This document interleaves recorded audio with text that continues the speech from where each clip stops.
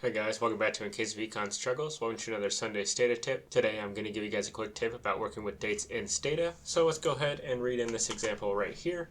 Again, I'll put this code in the comment section below just so you guys have it. This is an example data set that everyone has access to. And so if we look in this data set right here, it's pretty simple. We've got this giant time and date variable. Maybe I don't care about this time or the time zone. Maybe I just want to say this is November 14, 2006. And so really what I want to do is I just want to get these dates out of this date and time right here. And so let's go ahead and do that. And so what I'm going to do first is I'm basically going to get a day and a year. And then I'm going to put them together to get a day and a year. Now, of course, you could do this whole thing in one step. I'm just splitting it up just so you guys can see that using the substring command that we've talked about in the previous video about strings. So let's go ahead and run these commands right here, and then we'll go back and we'll browse. You can see that I've got now this date string. And so now all I'm going to do is I'm going to use this date command and say this is the variable I want to use.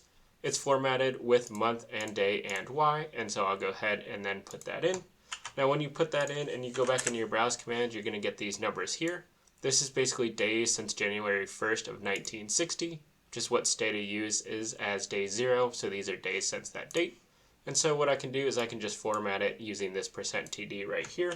Talk about formats in another video if there's enough demand. So if you want to see a video about formats generally, go ahead and put that in the comment section below. But for now, when I've formatted as %td, you can see that I've got these dates. They're all correct. And I can do things like I can extract the month. I could say like month of, I could do day of, or year of if I wanted to do that. Or I could just de-string this year. I've got different options, quarters, all those sorts of things.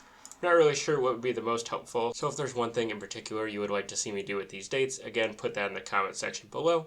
But this date command is actually really flexible. This UCLA stats site, it's what I use a lot, and it's what I recommend a lot of people to use. But if I go down and you can see that when we get to this crazy birthday sort of right here, this birthday data, they've got all kinds of different formatting. But using that date command, Stata will handle it just fine, and it'll give everything the correct date. Except for this guy right here, because that is really hard to read. And so, of course, you can't read it, Stata can't read it, but all these other dates, Stata can read just fine using that date command. And so I really recommend getting familiar and using this date command if you need it to find dates in Stata.